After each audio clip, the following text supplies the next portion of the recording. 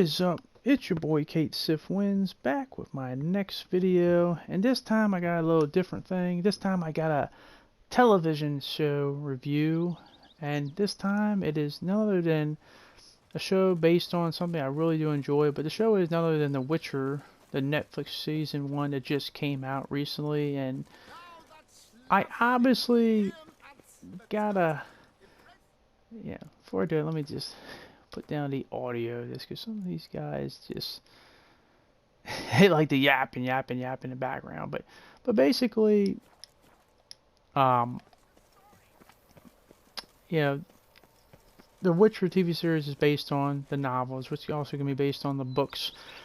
How I'm going to do this, I'm going to do an overview of it, like my knowledge in the Witcher franchise, and I'll do a non-spoiler, then a spoiler review, and then I'll give a final score and whatnot. So without further ado, let's get into this. I have not read the books. I've not read the books and whatnot. I have actually just recently purchased them. They haven't come yet. I'm going to start reading them. I really want to get into the lore of this world, but my introduction to Witcher franchise is what you're seeing right here, the game, The Witcher 3, and I'll tell you what, it's fun to put this game back in the PlayStation and play it again, and in my opinion, this is not just the best game of this console generation, this is the best game of the decade. If you have not played this game, please do yourself a favor, go in the store, get this game, get the expansion pass, you get it for dirt cheap. It's definitely worth it. I mean, damn, this game looks beautiful. I mean, I'm not just saying that because Yennefer's sitting right next to me. I mean, it's just like, damn, like, it is beautiful. It's like everything's come to life. But nonetheless,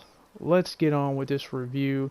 As you know, I'm not going by the books. I'm only going by my knowledge of the game. So something obviously going to be different from the books than they were the games and in this TV series. But without further ado, let's get into this. How did I feel about this? This is a non-spoiler section of review now. So how did I feel about this? I really did enjoy the Witcher franchise. I really did enjoy season 1. It has its flaws, and I think right now the biggest problem I had with it, and I can see why a lot of people had this problem, and I don't think they're going to do this for season 2, is just the non-linear way of telling the story. Because basically, they had this thing where, you know, the main 3 characters of this show are Geralt, Yennefer, and Ciri, and basically, when you see it from Ciri's point of view, her time, like when you see her, it's happening in the current time. You see Geralt and Yennefer, for their part, they're all happening in the past until they eventually converge with the current. So basically, you'll see scenes where, like, you'll see in Ciri's timeline, like, you'll see a character and they get killed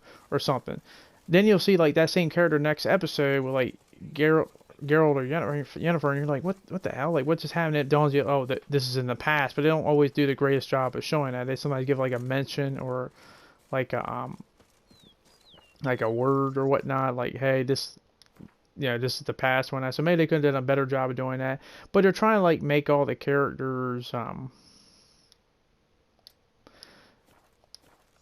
you know, like, telling their story, because if we just, like, did, like, current time, I guess you couldn't tell all the adventures, how Geralt, you know, came to be certain things, or how Yennefer's, like, started out and whatnot. So I understand why they did it, but, you know, it can be a little confusing, especially if you don't have that,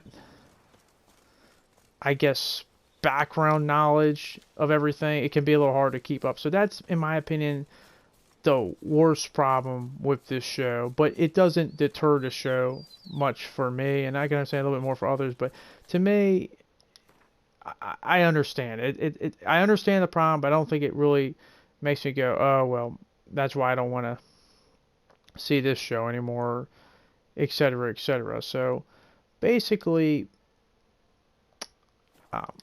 that's probably the thing that a lot of people are pointing out. That's the thing. So I get that. The characters, the main 3 characters, Geralt, Yennefer, and Ciri. In my opinion, I believe they nailed all 3 of them. The core aspects of these characters. Like, Henry Cavill as Geralt, he nails it. Like, he's perfect. Like, I don't know what you could ask the man to do. He looks the part. He acts the part. Like, he has that stoic, non-emotional caring, but he does care. He just has his way of doing things. He's always trying to avoid confrontations or stay out of people's businesses, but he keeps getting thrust back into them. You got, you know, he definitely can fight the part too. You know, he looks cool in the fight scenes, and definitely that first episode one, the fighting is just great, especially when Geralt's involved with the sword play, and he's trying to use the Witcher signs and prepare with the Witcher potions. It definitely, you know, if you're definitely a fan of games, you definitely like seeing that kind of stuff. But Geralt definitely is perfect part. Yennefer, who's probably my favorite character from this Netflix series, definitely is great. Her transformation is, you know, it's painful to watch, but you know, she definitely does go through hell to earn it. And I like her character shit. They nail her bitchiness perfectly. They nail that power she radicates or radiates from her, not eradicates, but you know, she wants to eradicate probably a lot of people. But Yennefer definitely looks the part too, especially after that transformation. She's drop deadly gorgeous, and you know, she just has that high sense of power coming from her, and she craves that power. So, but Ciri, now yeah, get to Ciri. Ciri's actually my favorite character from Witcher 3, but you gotta understand, this isn't Witcher 3 Ciri. This is 12-year-old, or I don't know if it's 12 or whatnot, but this is young Ciri who doesn't understand why she's so important, what's going on in the world, and why everything is happening, and why everybody is after her. She's still trying to learn this, so she's just a scared little girl running through the woods, not knowing who or what is after her, who she could trust, other than who the person she is tied to, which you know we'll get to eventually. But those three, they nail very good. Like,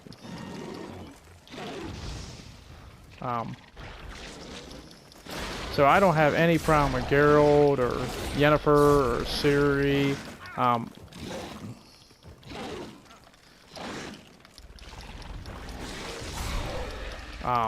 But that doesn't mean to say that there isn't characters I do have a problem with. Trish is probably the biggest one. I just feel like she was miscast. She doesn't look the part. She doesn't act the part. Hopefully, the showrunner can take a little criticism there and maybe get more towards book or game Trish, because like he just, like, other than being a mage, she just doesn't. She doesn't look like that's like the character, like, you know, like that's gonna be the character that is gonna be that famous. Cause I like Trish in the game. I like Trish in Witcher 3. She was awesome and cool. But hopefully, you know, in the future we'll get more of that. But that's one that didn't sit. Jaskier, the bard, it's a little hard for me because I always want to call him Dandelion, but basically I really liked him a lot. He's funny. He's just annoying. I love his song. You know, the one song, "Toss a Coin to Your Witcher," that was really well done. So they did a great job with that. But the main characters they really nailed. I'm not gonna get to every single like character. You know, because we'll be here forever. But I do like a lot of the side characters, like Tissaia or what's his name?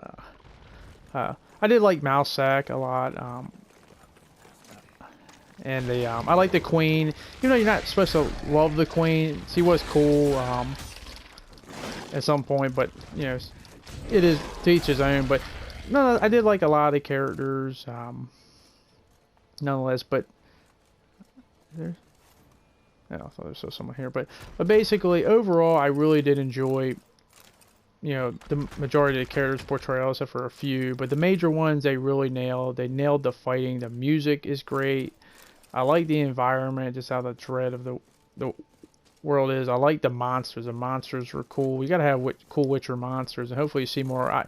You don't see them in this series, but I hope we get to see like a Leshen or a Bruxa. That would definitely be cool as crap. But nonetheless, I really did like season 1. But that's my non-spoiler. So I'm gonna get into the spoiler section, and I'm not gonna go through every single like thing of every single episode and whatnot. I'm just gonna give you, you know, a quick rundown. But basically, in episode 1, we see Geralt, and you know, he's in this town of Blaviken, where he gets put in a situation where he has to choose between, you know, there's a good line where like, is this sorcerer who wants to kill this one woman because she's tied to his destiny is going to kill them all, or he believes that, and she wants to kill him. And eventually, the sorcerer comes to this thing where you have to choose between two evils, the lesser or the greater evil. And Geralt gives a good line like, if I had to choose between the lesser or greater, I'd rather not choose at all. But he's eventually forced to choose, and eventually he has to put down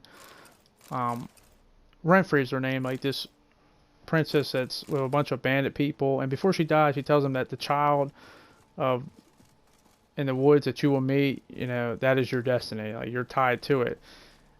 Which is obviously implying Ciri and whatnot. But, and also, just for argument's sake, I'm not going to tell you Ciri's story and the spoiler to the end, just because it's just better for me that way, just to fly through a little bit easier, because hers is, as I said, Ciri is probably the weakest of the main three, and I understand why, because it's just from a story standpoint, just because all her like scenes are current time. She doesn't really have a past to go through like Geralt and Yennefer.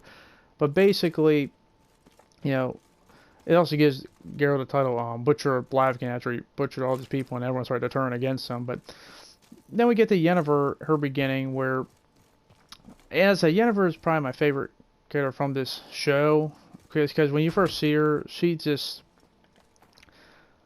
not like how you, especially if you only played a game like me, she's a hunchback. She's deformed. She's got deformed spine. Her face is, you know, all deformed. She's, she looks completely hideous, and she gets sold for like 4 marks, where a pig gets sold for 10. She gets sold for 4. So she's just treated like crap. She's sold off by her family, who doesn't give a crap about her, to this, wizard mage thing, where Tissaia is the one who buys her, and she's in this wizard academy now where she's trying to be a wizard, and she does seemingly have a talent, even though she doesn't know how to do it, because she was able to conjure up a portal out of like nowhere, you know, without knowing how to do it in one scene. But she doesn't really know how to do anything, so when she's trying to like train with magic, she just struggles. She's just terrible. It doesn't look like she's cut out to do it. With other students, a lot of them are like doing it a lot better than her. But I think there's one scene where some of the students get called in to like this area, and she doesn't get called, but she follows them, because she's thinking, oh, they're ready to get called because they were chosen to keep moving on. They get turned into eels and pushed in this little water thing to become batteries to power up the magical guild, showing that, you know, maybe Yennefer, even though she failed miserably, had what it takes, but, you know, it's just going to take a little time. But she definitely has what it takes. Just, you know, it's going to, you know, maybe take her a little to learn, but once she learns it, she'll definitely, like, you know, what the hell is that? Is that a scarecrow? Or a person? Yeah, I think it's a scarecrow. But,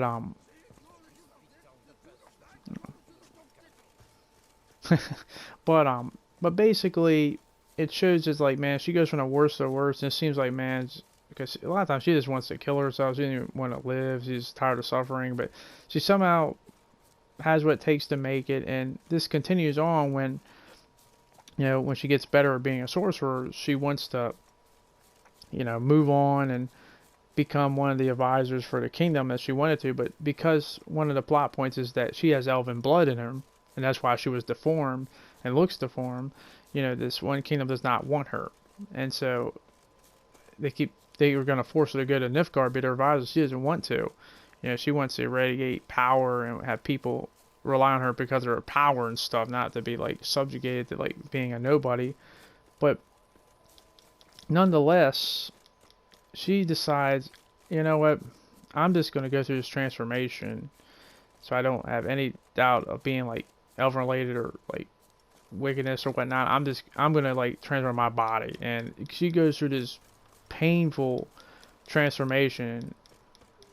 She looks drop dead gorgeous when she does go through this transformation, but she has to suffer to get there. Like, she definitely, it's painful to watch. Like, because in the same episode, Geralt is like fighting this Striga monster, which is a great scene, by the way, because he's using Witcher signs, and because he doesn't want to kill the Striga, because it turns out she's actually cursed by a, you know, she's actually like a princess, but he's cursed to be this thing, so he's trying to save her.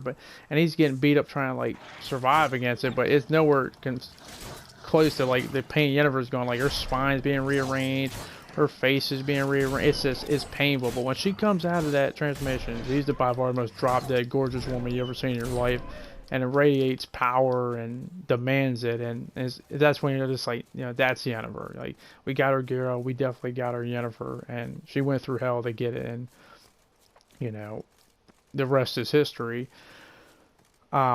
But as she becomes this advisor, because it goes on to, like, it translates in times, like, I've been advisor for this kingdom for 3 decades. And that's kind of what the confusing part about the times is, like, they don't necessarily, they give you maybe like a line about it, but that's it. And if you're not paying attention, you might forget it. But she's like, I've been advisor for 3 decades. She's just like, oh boy, another day in a job. Like, I'm really enjoying this, not.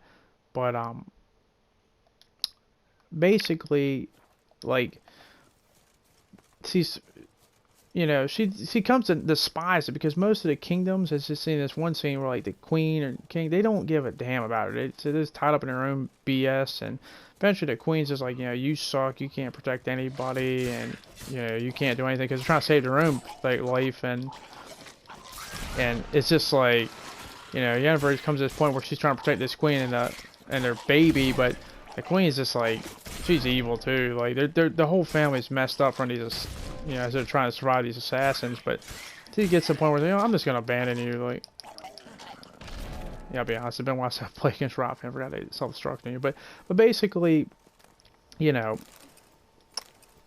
she's able to, like, get the baby almost out of there, but before she goes in a portal, it gets stabbed, and she has a sad scene where he's telling the baby, like, you kind of got off easy, because at least now you don't have to live this this life of, this pitiful life, because you kind of beat life itself, because you don't have to suffer here. And it's kind of a sad scene, because he doesn't feel, and I think it kind of evokes why she eventually in later episodes wants a child, because he kind of feels bad about it. But as I said before, when she went over her transformation to look beautiful, it didn't come without a cost. She lost her fertility in order to do it. Like, it's a painful process, but she eventually does not like the decision she made, and gets really upset, and is trying to find ways to, like, get around it.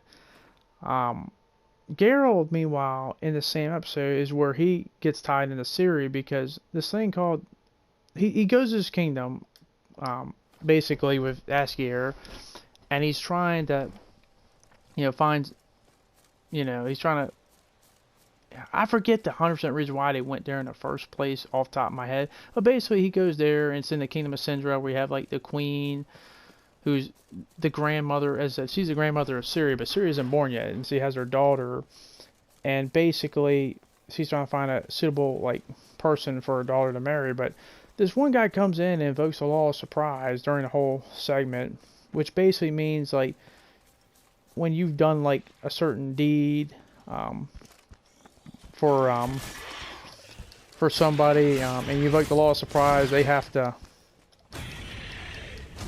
like, good God, I'm gonna need some armor repairment, but they're gonna need, you have to give them something. I'm probably butchering how it goes, but you have to, because, like, this masked man, like, saved, I guess, the father or something at one point, and one life he deserves to have her hand in marriage or whatnot.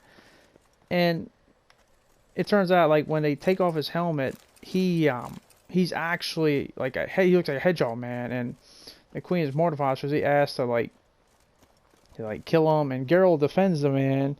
And eventually, when the queen is about to kill the man, the daughter unleashes her power through for her blood that, like, has this big whirlwind that carries her and this masked man, whose name is Dunny, by the way, in the air. And eventually, one thing about the law of surprise is when you invoke it, it's like it's destiny. Like, you can't go against destiny. Like, when it's been invoked, you have to honor it. Eventually, the queen has to, like, succumbs, like, I honor your hand in marriage with my daughter. And the guy, when it's honored by that, his curse goes away and he turns into just a normal person. So, before he leaves, Dunny is basically like, after his curse is gone, is like, Geralt, is there anything I can do? Like, anything at all? And Geralt's like, you're fine. Like, no, I can't have you leave without something. And he's just like, you know what, fine. I invoke my law of surprise, and not knowing what he just did, because you basically, for a deed you did, you have to get something that you don't know about from someone else. And basically, it's kind of weird how it's done, but the daughter like starts to throw up, and that basically means she's pregnant. So basically, what he did was he got um, he got that daughter whenever, or it could have been a son. They don't know at the time, but the child is basically Geralt's law of surprise, like, or child of surprise. They're now tied to their destinies and whatnot. So Geralt inadvertently did that. So it's kind of a weird way to do that in a way, but that's how the child who eventually is going to be Ciri is tied into Geralt. So that's how their destinies get tied into. So as I said, you have to honor, destiny can't go against it, or you invoke the wrath of everything. Eventually, in the next episode, that's when Geralt and Yennefer meet, and they get, what I mean by get along is they both go very well on the camera. Kind of similar to how Jaskier and Geralt go well. Well, Yennefer and Geralt definitely go well when they're bickering at each other, or they're just like short talking to each other. But basically, they get to a point where like Geralt's looking for a den, and this den is a very powerful entity that when you get it, you get 3 wishes from it. Well, Jaskier and Geralt, find this den. They both fight over it, and it gets released when the thing breaks. Like this little vase or lamp it's like contained in from a magic seal.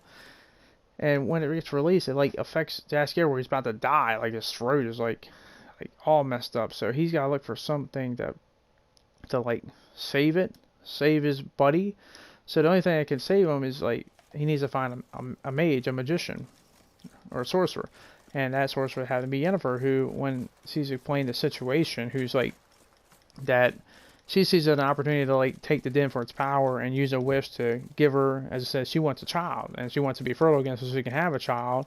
And by trying to become the vessel and take over the den and get his powers to get this wish, she inadvertently nearly kills herself. And Geralt, it's all because they all think that what's his name, Jaskier has the wishes based on the events that happen. It's actually Geralt, and he's got one final wish. I'm not going to go into the other things he wished for. It's not that important. But basically, to save his life, he gives his last wish for her, but you don't hear what he says. And when he gives this wish, it saves her from being like completely possessed and destroyed by this den. And then they eventually they make love to each other afterwards, and they have a little funny joke with Jaskier at the end. But basically, it's what I guess makes them a little bit more closer. Episode 6, they all 3 team up to do this dragon hunt, which I like the episode. It's really cool. Some cool effects. I like the dragons. They were cool. I feel so bad. I know it's not an important point, but I feel so bad for this poor creature who gets killed by this jackass knight in this episode, which thank God a knight got what it was coming to him. But basically, what happens in the episode is Geralt and Yennefer keep talking about this child, because basically Yennefer is there to find this dragon, on this dragon hunt, so he can get like the properties to be fertile again. And Geralt's like, that's just ridiculous, you're not going to be, and inadvertently reveals his child surprise, because as I said, like, this is the first time they were like really meeting each other other than the episode before, so she doesn't know what's happened to them before. So it's just like, here you are lecturing me about having a child, and here you are keeping a secret too. And oh, Ghost at Night.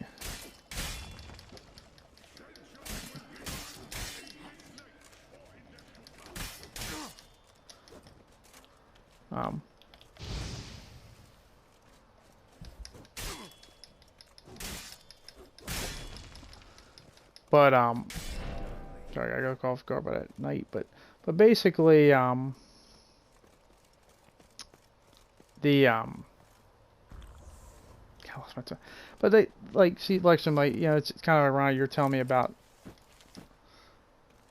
this, not having a child, and that's ridiculous, but here you are having one, and, how dare you lecture me, and whatnot. And eventually, after the whole dragon mess, which, if it's kind of ironic, because the guy that sent him on the mission was actually a dragon himself. He was a gold dragon, the rarest of his kind. And when he goes back to, I guess, his human form, he tells him, like, you two, I'm going to save you a little trouble. I'm going to hurt you now so he can save you some pain later on. Yennefer, you're never going to be fertile again.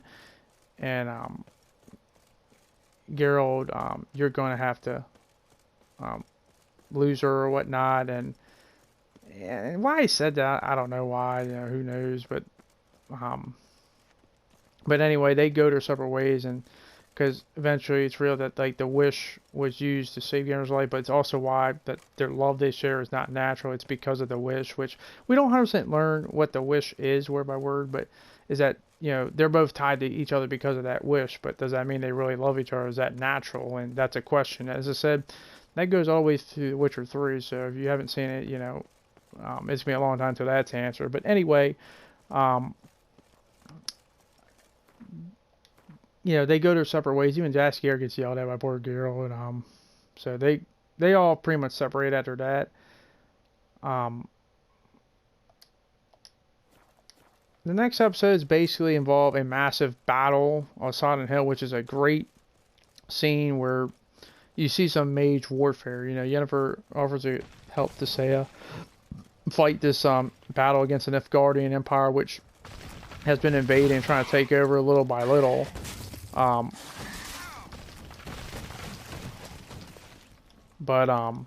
you see a lot of cool magical scenes like, poison mushrooms,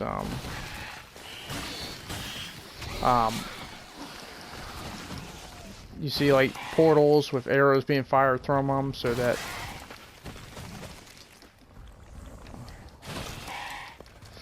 like they can shoot between walls and stuff. And obviously you got like fireballs, which kind of like sacrifice the lives of their own men to like as they're firing their bodies, like they give up that fireball, they like get disintegrated, showing I guess why some of this magic is forbidden.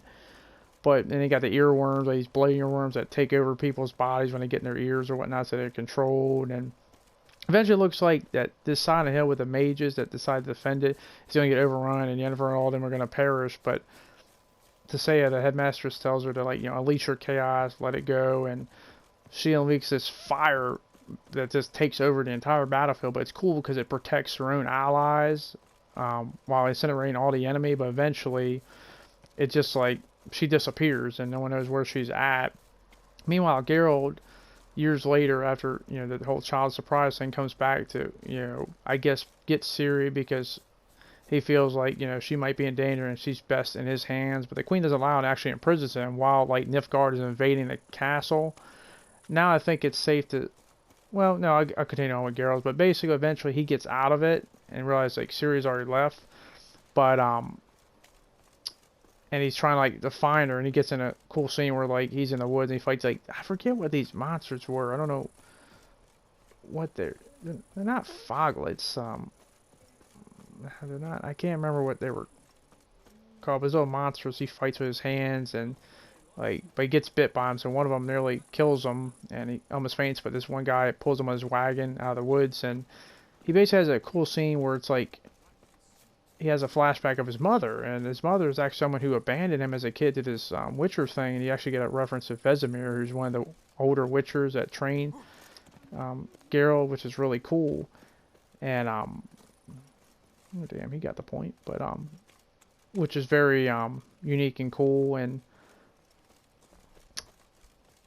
why she abandoned him, they don't really go into it. He says you don't need to know this and whatnot, but I thought it was unique and cool. So just give a little backstory to Geralt and why he wanted to be a Witcher, or how it was thrust upon him. Basically, he didn't really want to. He just was put in a bad situation. But what the heck? Why can't I move? Where is this? Yeah, I'm not going to enter here because I don't want to have a big cutscene. But basically,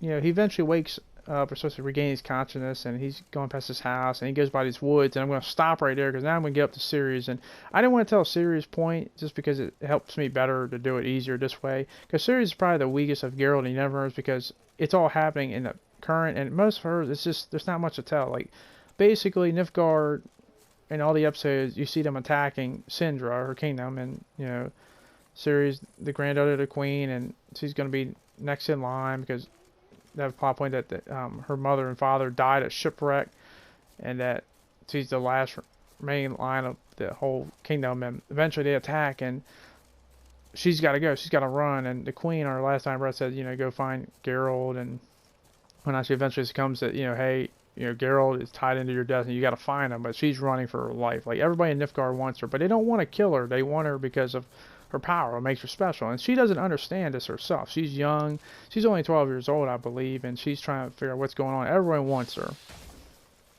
Like everybody wants poor Ciri, and you got Nilfgaardian people after her. You got this Doppler scene. I didn't really mention much about him, but I don't think it's a crazy point. It's just something you'd have to watch the show to understand. We got a Doppler after her, and you got so many things after poor Ciri, and she doesn't know who to trust, who to go after, you know, who to believe. The only thing she knows is she's got to find Geralt. What the hell? Oh. But basically, eventually she gets away, and she does this demonstrate her power a few times, and accidentally kills a bunch of people, but she has no, like, say into that. Like, she's just...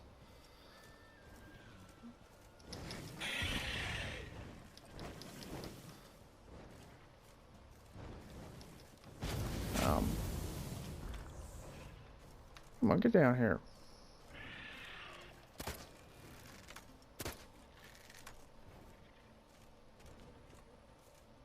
But, sorry, I'm kidding.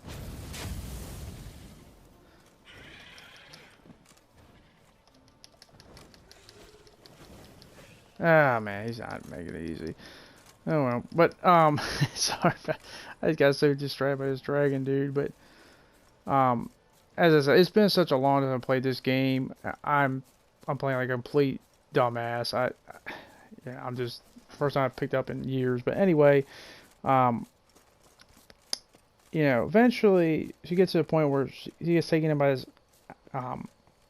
this home of random people in the woods. And eventually she's like, says, you know, I have to find Geralt. So she runs out in the woods. It's actually the same home that Geralt inadvertently in the final episode gets taken to by the guy who lives there. And eventually, you know, he gets called to run in the woods. And eventually both Ciri and Geralt finally, you know, find each other. And that's how the episode ends. And also, Ciri makes a note to, like, you know, who's Yennefer, because apparently, I guess she can hear Geralt when he's calling out to things because they're tied by their destiny, and also because, you know, I guess Yennefer is also tied to them now, even though she's not physically there. But basically, and I don't know, I skipped a bunch of points, but I don't want to sit here and be talking about the whole, every, like, thing possible, every detail. And so that's something you're just gonna have to watch the show to get. But that's basically the main points through this whole review for the spoiler part, but it does leave much desired, and that's going to be the end of my spoiler part. Now I'm going to get into a review and score, and basically it's pretty simple. I'm going to give this overall an 8 out of 10. I did not feel like, you know, I was invested. I wanted to learn more about these characters. I love these characters. I want to see how they evolve. I want to see the family dynamic more in the future, and that's something I want to see in season 2 between, you know, Yennefer, Ciri, and Geralt. I hope we see more, like, magic and how it evolves, because there's a few parts where I feel like, you know, why didn't they do this or why didn't they do that? Hopefully they get rid of the non-linear part, because see, that's the hardest part about this review, is it's hard. That's why I try to do Ciri as one part, because it's hard to, like, focus on, like, what's happening with this character when they're all over the timeline, because I make it sound like it's confusing, but it's just the way it's told, and it's just like, it's easier to, like, just focus, you know, if it's all going at the same time. Once in a while you might have a flashback, but it's just like you'll see all three of them and they're all in different parts of time and stuff. But so at least when two of them met each other, it's more easier to, like, you know, focus that better. But nonetheless, damn, it looks beautiful. Like, damn, it's just... But anyway, hopefully they do that, and I think they will, just because the characters are now, like, in the current time. We're not have to go all the way in the past and whatnot. But that's something I hope to see in the future. I definitely do recommend it. As I said, it's a great time to be a Witcher fan, because I believe I heard that, like, the Witcher and all its like, the people right now playing this game, it's at the most popular it's ever been. Even when it first came out, more people are playing this game right now than even when it came out. And then the books are all selling out now. What the hell? Yeah, she does that a lot. She'll just like stand up and then she'll go right through the table like that. Oh man. But anyway, as I said, this is a great time to be a Witcher fan. I really did enjoy this. There's a lot of things I want to see for season 2. Hopefully, they'll take the criticism about Trish because, you know, I didn't really go too much into spoilers just because she didn't have much to do. Like, she was the advisor for the king in one episode, then she did a little fighting in the last. But it's like, you know, and I'm only going by game Trish. I know book Trish is different, but hopefully they make the character look more like the game or have some resemblance to that and have her act like it. She's a cool character and we want to see that. But hopefully we'll see the other Witcher characters. Like, I'm obviously going to see Vesemir. There's a big rumor going on that like Mark Hamill wants to play, or like Mark Hamill said we would like to play Vesemir, and it tells me that would be awesome if you do that. And obviously I want to see the other Witchers like Lambert and Eskel and, you know, maybe some of the other sorcerers and whatnot. Maybe we'll actually see the Emperor of Nilfgaard, get introduced to him and whatnot. But nonetheless, there's a lot of promise. Unfortunately, got to wait to 2021 before that comes out. And that's another thing. I hope season 2 has more episodes. Because it's like, you know, it's like I flew through it all in one day. I was like, damn, man, I got to wait all this time long. But as I said, an 8 out of 10. It does help if you know a little bit about, you know, the background of the factions and whatnot. It's not perfect, but it definitely is very good. And I think it only get better. And I really want to see that in the future. So let me know what you guys think. Did you like The Witcher? What's your first interaction with it? Are you one of the book people? I definitely want to read the books. They're going to be coming here my home soon, so I'll definitely get started on them. Are you someone like me who just played the games or only played The Witcher 3? What's your introduction to the series? And hopefully more people get out and play this game, read the books, and support the series. So I really like to see where they go today, and hopefully we can get one day more closer to the series that I love, you know, Witcher 3 series, which is my favorite character from this Witcher game. But nonetheless, that's the end of my review. I know it's all over the place sometimes, you know, as I'm just a normal person. I'm not some reviewer or whatnot. I give a half-ass review, but I just want to give my personal take. So I love this franchise. I want it to succeed, and it's a great time to be a fan of it. But let me know what you thought in the comment section, what you thought was good, what you thought was bad. Are you intrigued or not intrigued to watch the show? If you did enjoy the video, don't forget to subscribe, leave a like and comment, and hopefully, you know, 2020 can be even greater than 2019. Thanks for watching, and peace.